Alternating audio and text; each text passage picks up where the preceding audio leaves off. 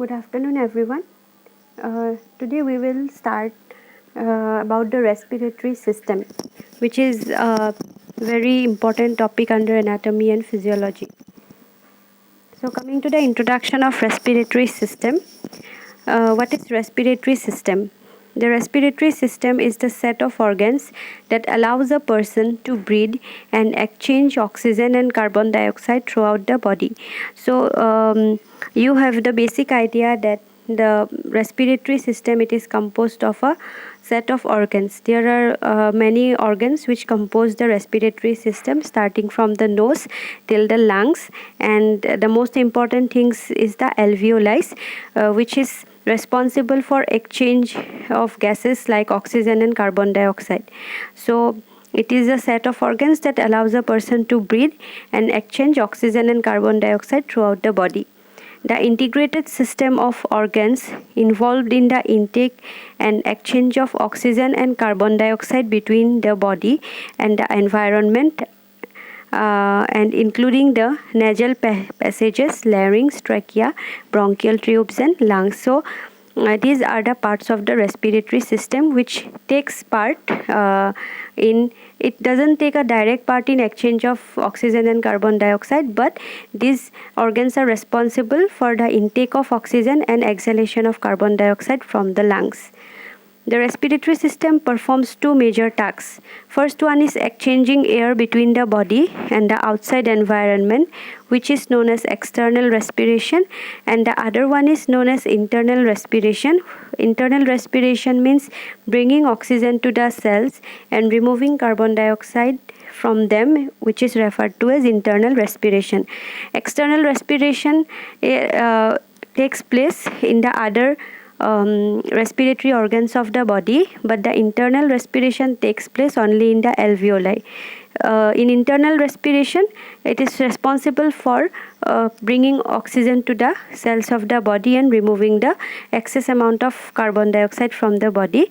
But in external respiration, that is only simply about exchanging air between the body and the outside environment. So this is a picture of the respiratory system, which composed of the nose, then coming to the larynx, pharynx and larynx, and then the trachea or the windpipe, which is divided into two bronchus. The division of the trachea into two bronchus is known as carina. So bronchus is again subdivided into bronchioles and the lungs. And diaphragm is a respiratory, it is the muscle which helps in respiration. What are the functions of respiratory system? First one is it supplies the body with oxygen and dispose of carbon dioxide. That means exchange of gases. Filters inspired air. The inspired air is filtered in the nose, pharynx and larynx.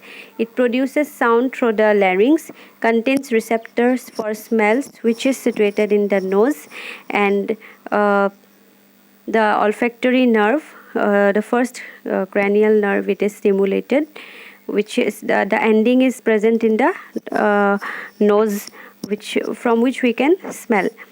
Rids the body of some excess water and heat, and helps regulate the blood pH. So these are the main functions of the respiratory system. Now, what is breathing? Breathing is also known as pulmonary ventilation, which consists of two cyclic phases. One is inhalation and the other one is exhalation.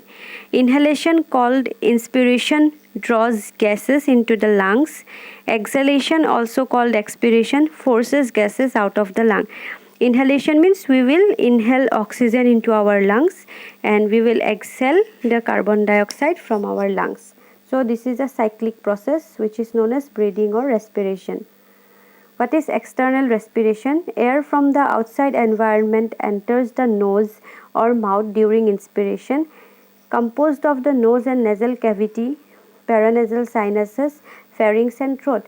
External respiration means we will inhale the atmospheric oxygen through the organs which is responsible for external respiration, like nose, nasal cavity. The paranasal sinuses are present in our facial bones, pharynx and larynx. So these are the organs which are responsible for inhaling the atmospheric oxygen inside our lung. All parts of the conducting, these are the parts of the conducting portion of the respiratory system, as you can see in the picture. Divisions of respiratory system are, it is divided into two parts, upper respiratory tract and lower respiratory tract. So upper respiratory tract is it is outside the thoracic cavity. So these are nose, nasal cavity, the paranasal sinuses, pharynx and larynx. So these organs consist of the upper respiratory tract, and the lower respiratory tract is within the thoracic cavity, and these are trachea, bronchial tree and lungs. Now coming to the structures of the upper respiratory tract, first of all we will come to the nose. The main function of nose is it warms and moistens the air. The hair or cilia like projections which are present in the nose, it helps in filtering and humidifying the inspired air. Palatine bone separates nasal cavity from the mouth, as you have already studied in the skeletal system. Cleft palate, palatine bone does not form correctly, difficulty in swallowing and speaking. So cleft palate is a congenital deformity in the newborn where the palate does not close properly. So because of that, the palatine, what happens in cleft palate, the palatine bone which differentiates the nose and the mouth, it is not correctly formed. In cleft palate, the palatine bone, it doesn't form correctly and it doesn't differentiate the mouth and the nose. So what it will lead to difficulty in swallowing food, and while speaking it will create few some type of resonance. Septum means the, as you can see in the picture, septum means it is the bone which separates the nose into two cavity, right nasal cavity and left nostrils, right and left nostrils. It is rich in blood supply, and there are four sinuses, four air containing spaces which open or drain into the nose. So these are the structures of the nose. Nose is also called as external nares. It is divided into two halves by the bone which is known as the nasal septum. It is not actually a bone, it is a cartilage. It contains the, if you move the cartilage, if you move the septum, it will move. So it is not fully a bone. It contains the paranasal sinuses like maxillary sinuses, ethmoid sinuses, phrenoid sinuses, where air is warmed up. It contains cilia which is responsible for filtering out the foreign bodies.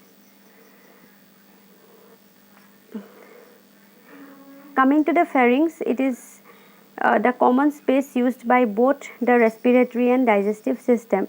So pharynx is a common organ which plays both part in the respiratory system as well as in the digestive system. It is also called as throat in common term. It originates posterior to the nasal and oral cavities and extends inferiorly near the level of the bifurcation of the larynx and esophagus. So it is just between the larynx. Larynx is the posterior part of the throat, and the esophagus, it is the anterior part.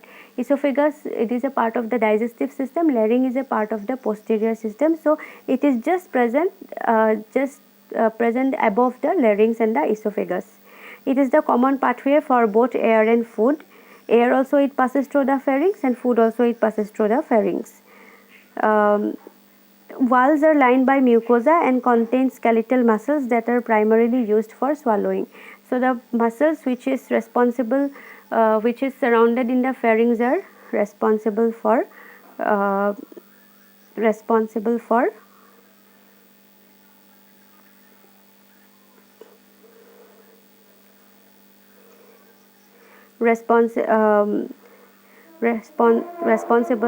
swallowing. Flexible lateral walls are distensible in order to force swallowed food into the esophagus. So these are the characteristics of the pharynx.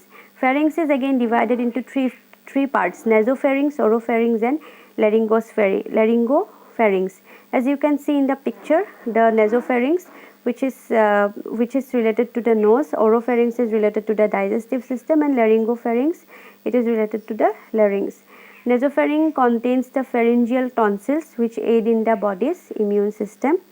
Oropharynx, it is the back portion of the mouth that contains the palatine tonsils which aids in the body's immune system, and bottom section of the pharynx where the respiratory tract divides into the esophagus and larynx, it is known as laryngopharynx. So the tonsils are the lymphatic organs which boost the immunity of the body. So in nasopharynx, pharyngeal tonsils are present. In oropharynx, palatine tonsils are present. Coming to the larynx, this is a pure diagram of larynx.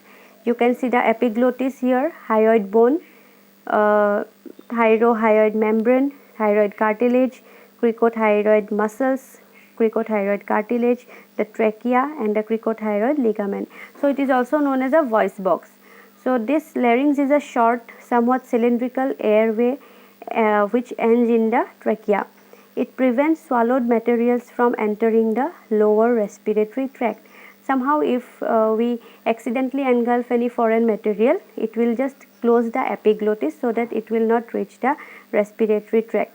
It conducts air into the lower respiratory tract. It is responsible for producing sounds and supported by a framework of 9 pieces of cartilage that are held in place by ligaments and muscles. So it is supported by 9 pieces of cartilages. Coming to the structure, this is the structure of the voice box. Root of, you can see in the picture how it resonates.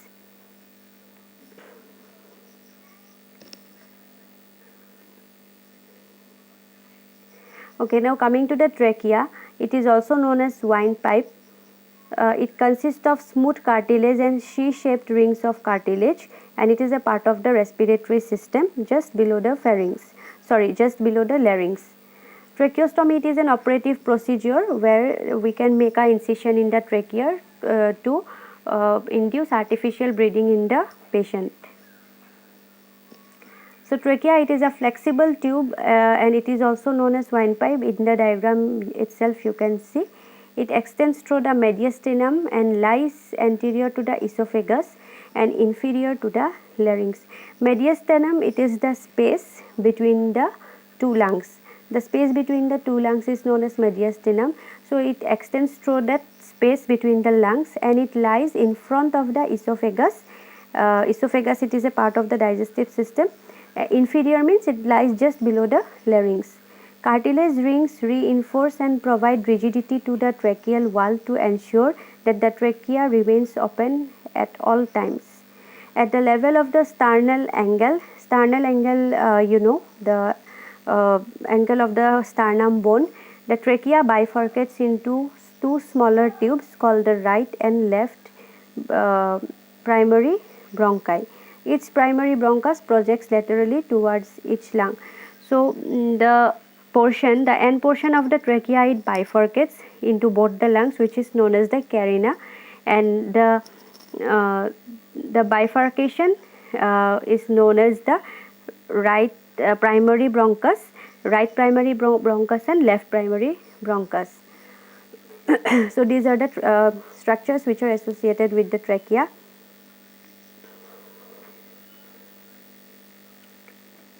Now coming to the bronchi, tubes that branch off trachea and enter into the lungs. It is ciliated. Branches are primary bronchi. The primary bronchi bifurcates from the trachea, which ultimately divides into secondary bronchi and eventually into tertiary bronchi and then the bronchioles. Bronchioles again branch into microscopic alveolar ducts where gas exchanges takes place. Terminate into alveolar sacs and gas exchange into blood occurs in the alveolar sacs. So these are the alveoli. You can see. You can just see in the picture how blood, deoxygenated blood, that means the blue blood, it carries out by the vein. Oxygenated blood from the vein, from the arteries, it comes to the lung, and these are the alveolar sacs where the exchange of oxygen and carbon dioxide takes place.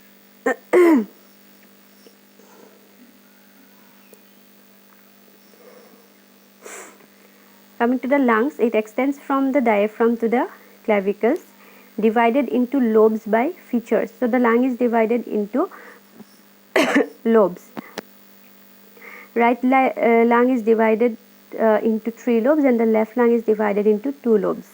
Visceral, the covering of the lung is known as the pleura. Pleura is again divided into two types, parietal pleura and visceral pleura. So visceral pleura is the innermost layer of the pleural membrane, and the outermost layer is known as parietal pleura, and within the space a little amount of fluid is present, which prevents friction, that is known as pleural fluid. Okay, these things we have already discussed.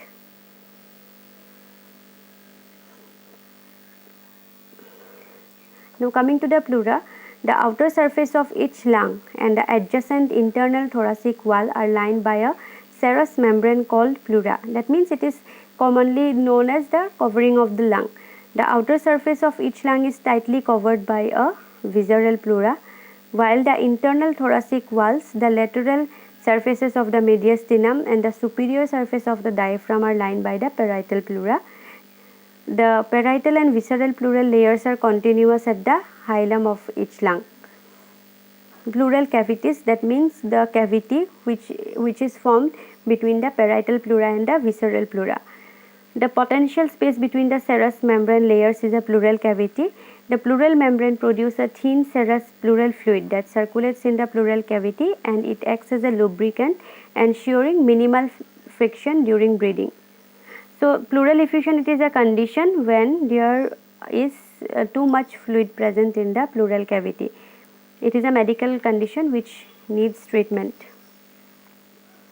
So here you can see the actual diagram of the lung. You can see the trachea, the lungs, the alveolar sacs where blood exchange takes place, the primary bronchus, secondary bronchus, the bronchioles, and the pleura.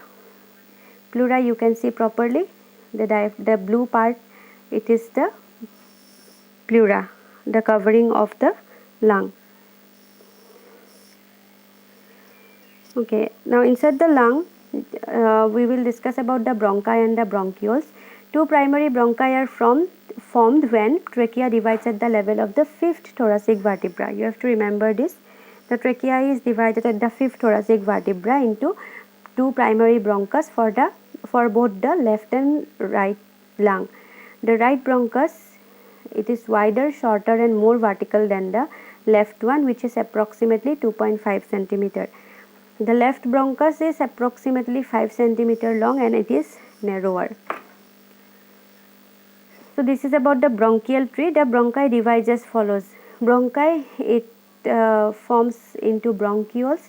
Bronchioles will form into terminal bronchioles. Terminal bronchioles will lead to respiratory bronchioles.